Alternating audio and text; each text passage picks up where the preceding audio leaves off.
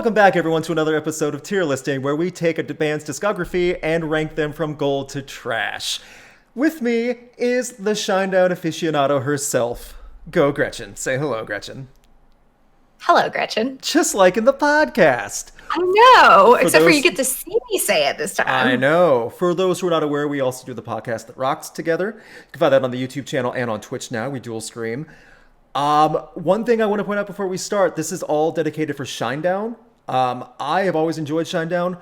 My fondness for Shinedown is nothing compared to Gretchen's, and I openly admit that now. So I completely back down a step when it comes to knowledge about the band in place of her. However, that's not to say I don't know about Shinedown. I've heard every album many times. I have several.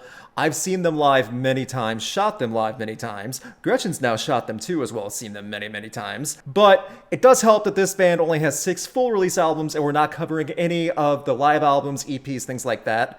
However, we do want to point out before we start, we are aware of Somewhere in the Stratosphere, the live album. We're aware of all the singles they put out, like Atlas Falls, which was the #1 single in 2020, and it ranked in the top 10 of the year-end Billboard list.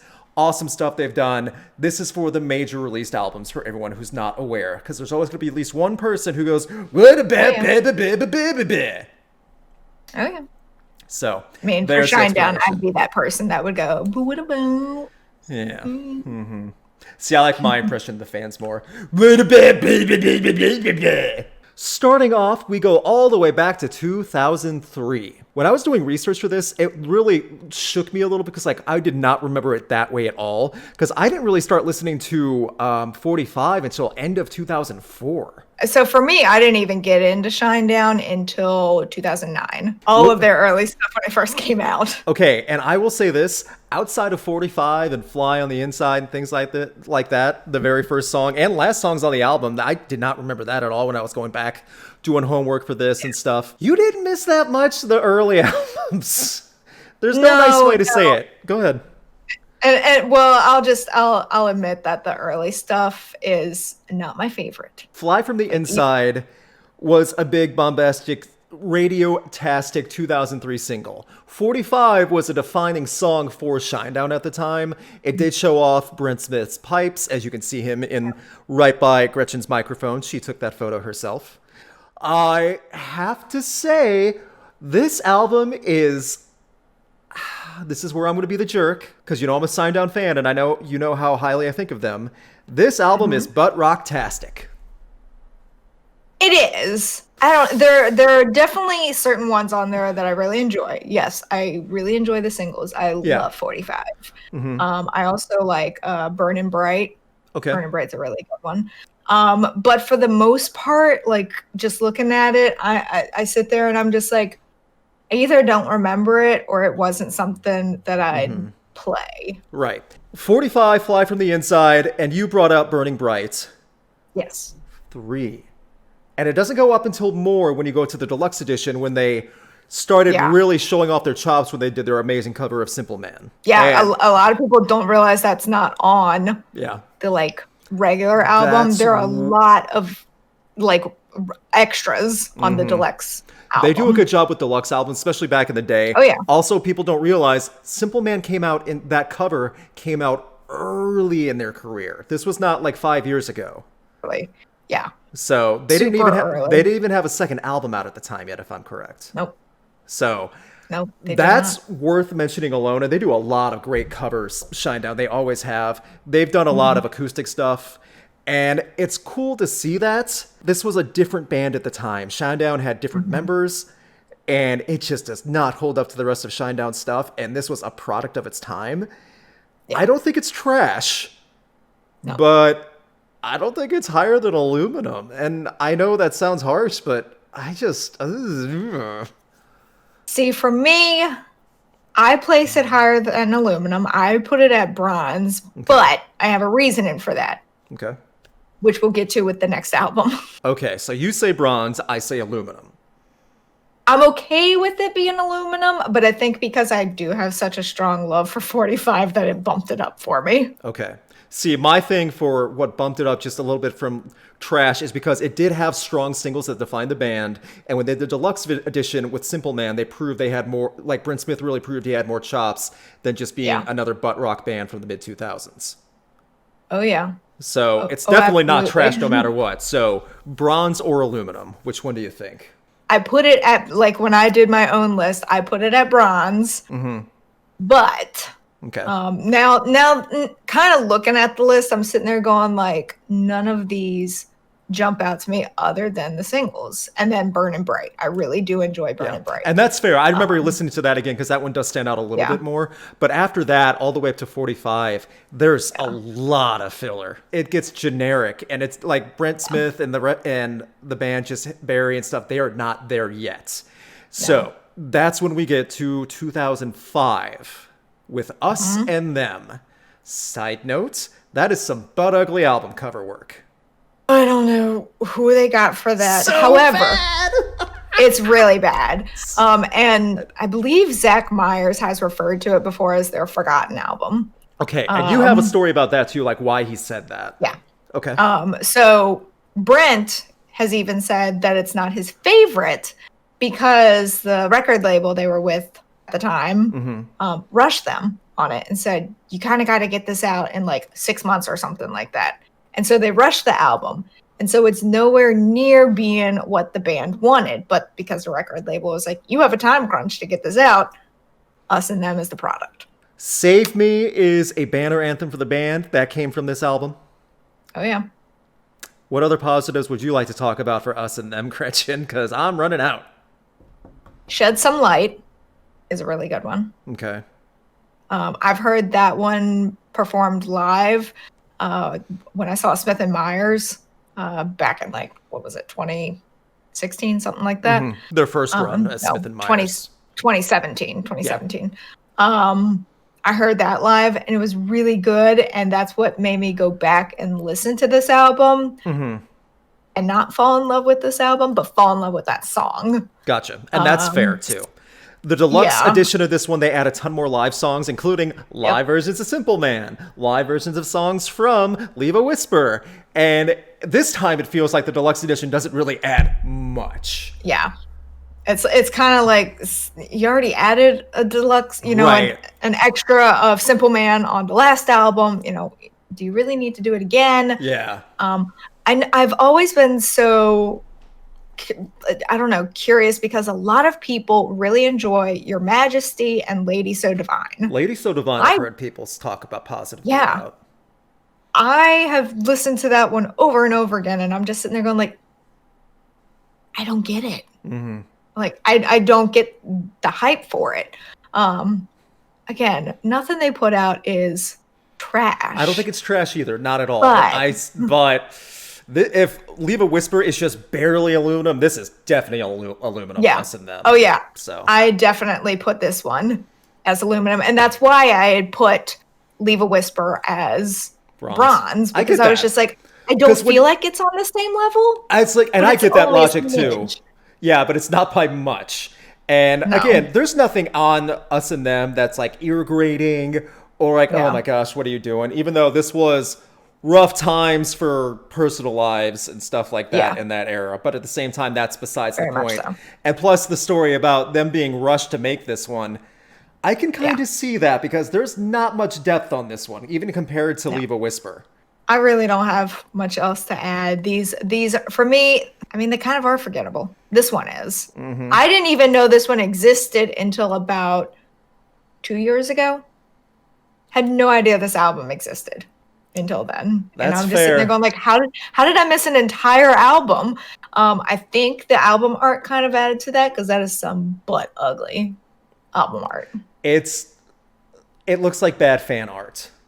Like if someone made bad fan fiction of Shinedown, the story, and that's like their little bad art design of something, it's not good. I mean, I know people say don't judge a book by its cover. But I'll be the first that's like, if album art doesn't look good or a book cover doesn't look good or something like that, I'm not going to be interested. Understandable. But then 2008 comes and Shinedown becomes amazing. Like literally so good. night and day difference. Different band members come in by the names of Zach and Eric, and it's literally flip the switch, totally different sounding band. They're bigger, their songs are better, nicer hooks. They don't sound anything like the butt rock-tastic band they were just 4 or 5 years ago. They knocked it out of the park with the Sound of Madness. Yeah. Well, and I have to think that the reason why the first 2 albums sound the way they do is because Brent Smith has said that he brought like the same kind of sound and vibe from his previous band, which I can't quite remember right now. It's like DWEVRE or something like that. Dwerve? I don't remember what it was called. It started with a D. It was one word. RVE. Dwerve. We're Dwerve. Good night. But I feel like the reason why the first 2 albums sounded the way that they did is because Brent has said that he kind of brought the sound of his former band, Dreve. I think it's how it's pronounced. It's DREVE. Rhymes with Steve, I'm imagining. So we'll go with that. Yeah. I feel like that's why the first 2 albums sounded the way they did, is because he was just pulling from his previous band. Understandable. And Shinedown on the Sound of Madness, the singles alone feel like a totally different band than 45 and Save Me and things like that.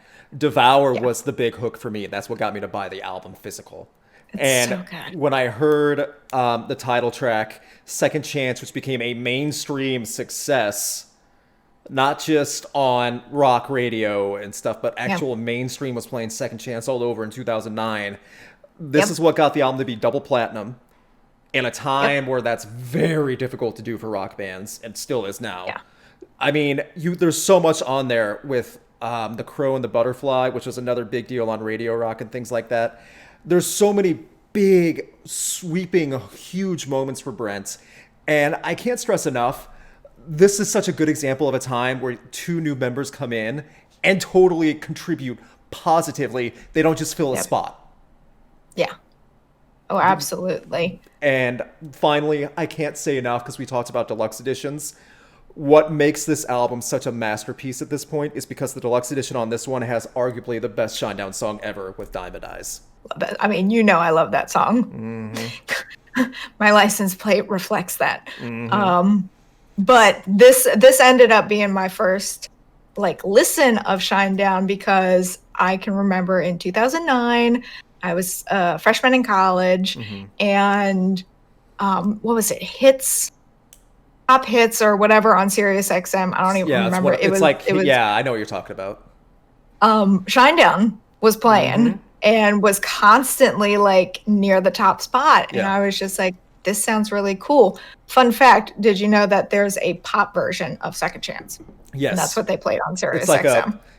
It's not even so much a full remix, it's more of a changed up version, I guess. Is not a full remix, but still. Yeah, I mean, this is what Shinedown should have aspired to be from the beginning if they could have, but they've still got there after 2 albums. So the 3rd album became the breakthrough to everyone, and that's a good way to do it. You're not known for past mistakes or just sounding like every other band. You sound like your own thing. You have positive attributes. You have big songs that you keep adding to with the deluxe edition too. I mean, you still have concert staples on that one. This is stadium rock. Stadium rock in its best example. I put gold on this one.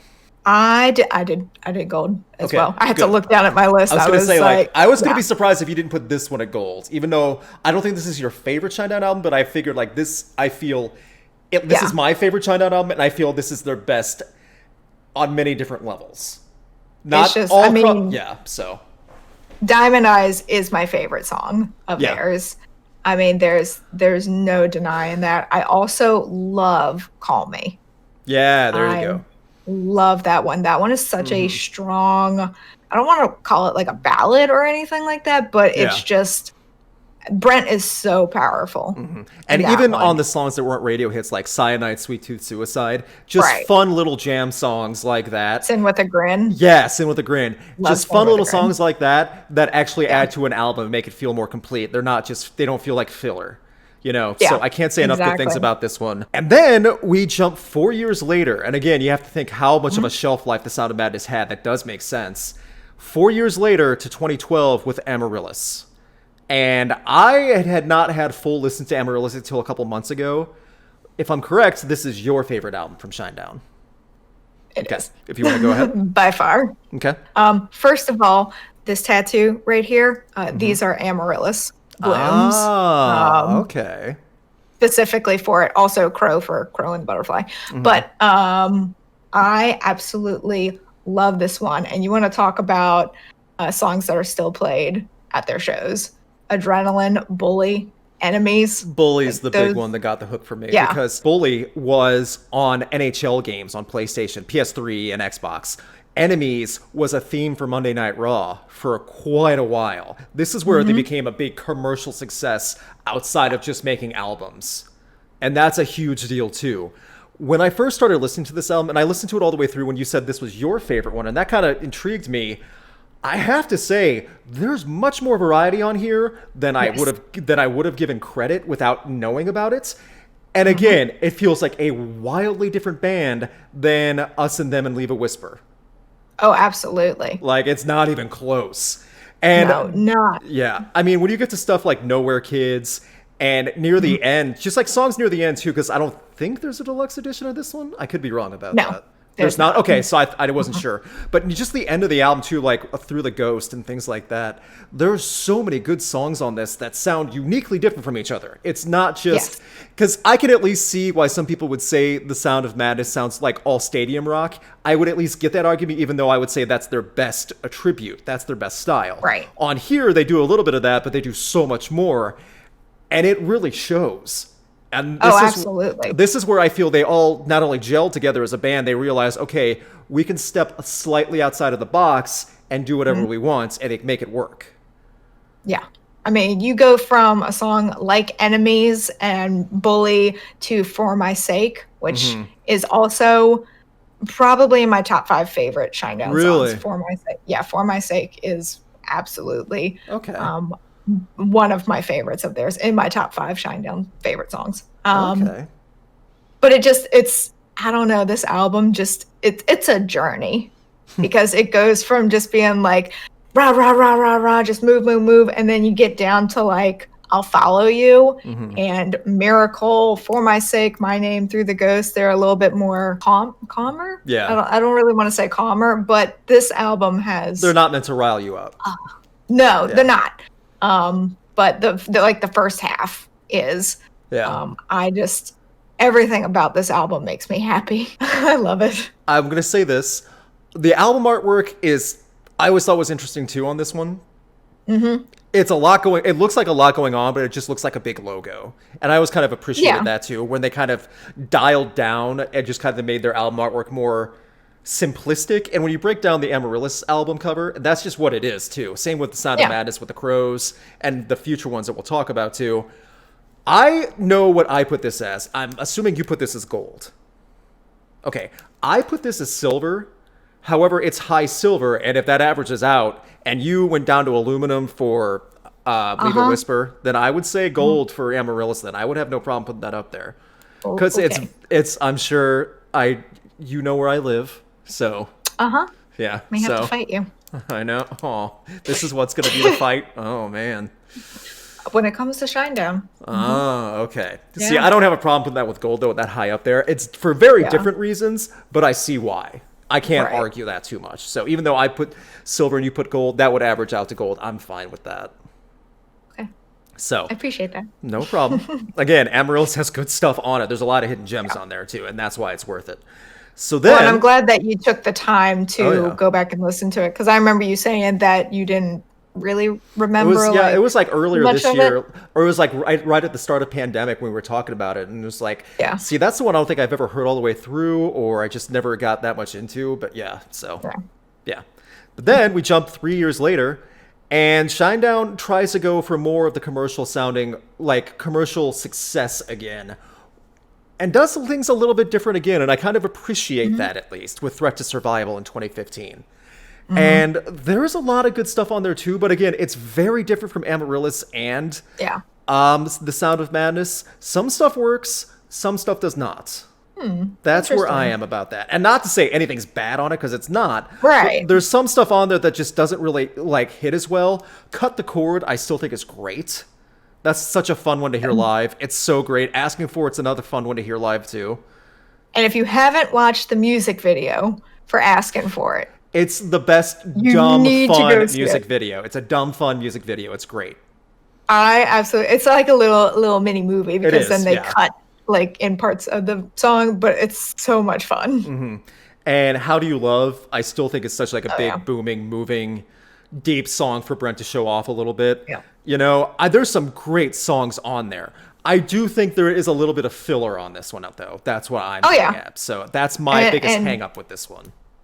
Yeah, and I'll agree with that one. I mean, for me, there are not too many songs on here that I'm just kind of like about, but like songs like It All Adds Up, I'm not the biggest fan of that one.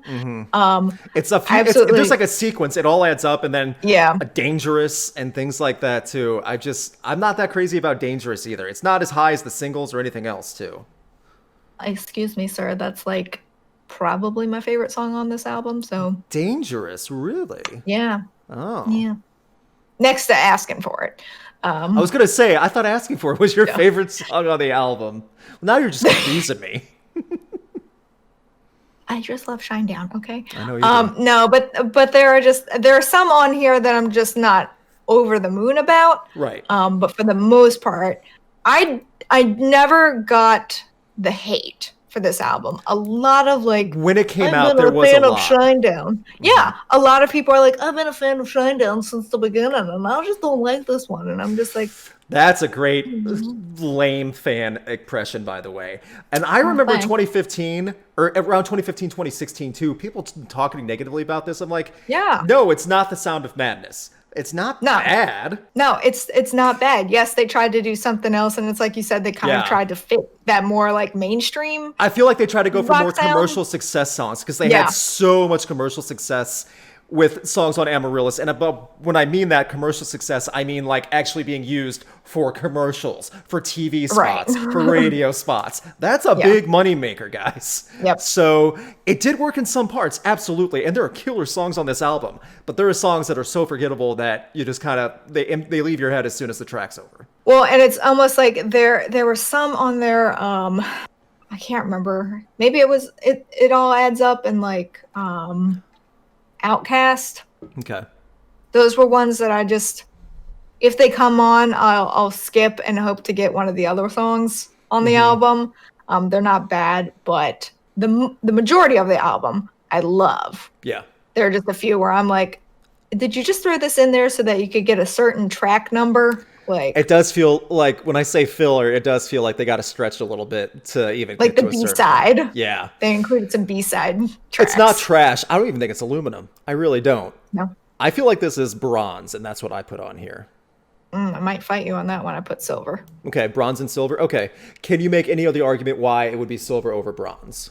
I'm willing to put it at bronze just because of the next album. Okay. Oh, I get what you're saying. Okay.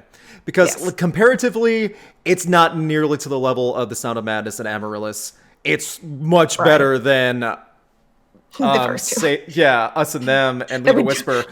The past albums. But at the same time, I just feel like it's because they try to do a certain style, and you can kind of tell that's what they were going for. Yeah. I get that. I think I put it at silver just because the majority of the album is something that I enjoy, whether it's, the commercial sound or not. Mm-hmm. No, I get that too. And again, it's not a bad album. Never. Right. I get other people say that. I remember people saying that when I was living in Florida.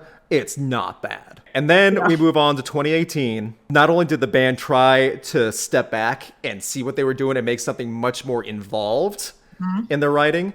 If I'm correct, this was the first album that Brent Smith made completely sober. That's an awesome accomplishment. Yeah, and absolutely. It shows because there's a lot of range on this album. There's a lot of unique songs. They tried to do something different, and it really showed, and it shows in a good way.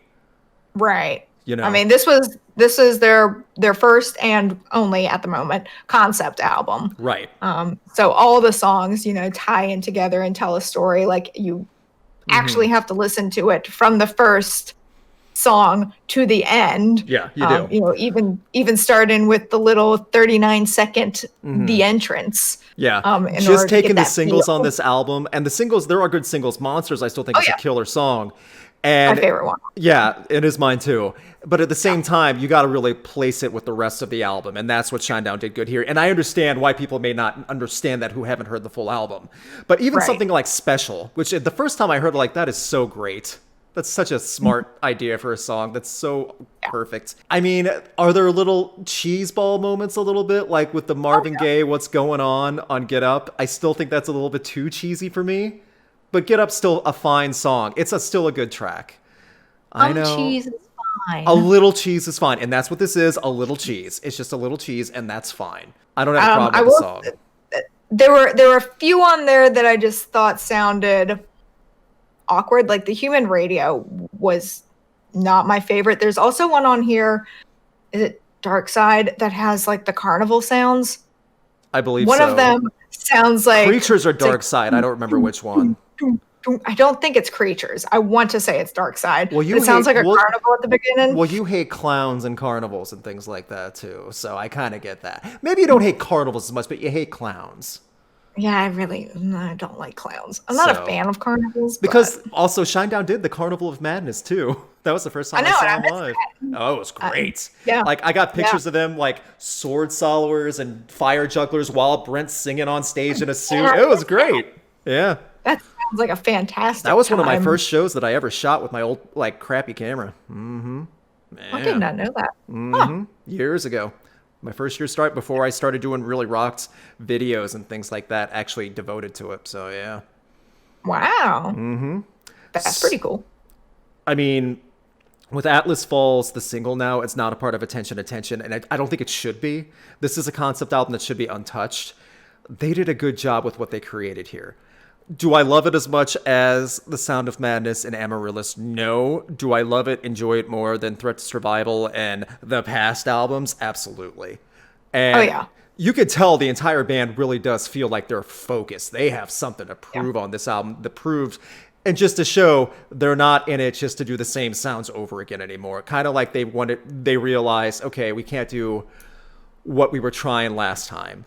And it worked, and it showed in their effort. I put this down as silver on mine. I put it as silver on mine. Okay, good. So I think that's perfect for it too, because again, it's had a lot of success both on Billboard. This is, as of now, it's the only Shinedown album to not get any RIAA certification yet. I would not be surprised if it does eventually go gold, because the singles alone really still drive this beast. Right. So and some of the singles might have already gotten some type of certification too. Hats off to Shinedown. I'm a fan. Gretchen's a mega super fan. I know where I rank in fandom rankings between the two of us, and that's fine. If you are interested, Gretchen's channel has so much information on body mods, piercing, tattoo care, information, things like that, and other stuff too. And we do the podcast together, the podcast that rocked on Tuesday evenings on YouTube and Twitch. And then you can find it on all the podcast forums, Spotify, Spreaker, Apple, Google. Think that's it. Let us know what your favorite Shinedown album and songs are and where you would rank each album. Gretchen, is there anything you would like to end with? Shinedown really had a glow up. Yes. Shinedown really did have a glow up. They had a glow up. Mm-hmm. From album artwork too. Ugh. Yeah. Where would you rank all the Shinedown albums? Leave a comment and let everyone know. Big thanks to my patrons, and a special thanks to Brandon Barenfeld, Chris Doman, McKenna White, and Dom Smith. You can have a say in upcoming videos and see some videos early by supporting Rocked on Patreon. Please click the link in the video description for more info. Please subscribe and ring the bell to stay notified on upcoming videos. You can check out my concert photography on Instagram, and you can keep up to date with Rocked on Facebook and Twitter.